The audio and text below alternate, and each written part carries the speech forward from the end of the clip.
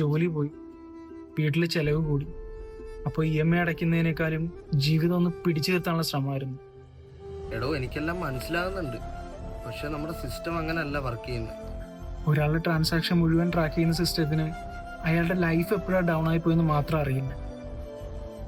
Late payment, over due, default എല്ലാം കാണും.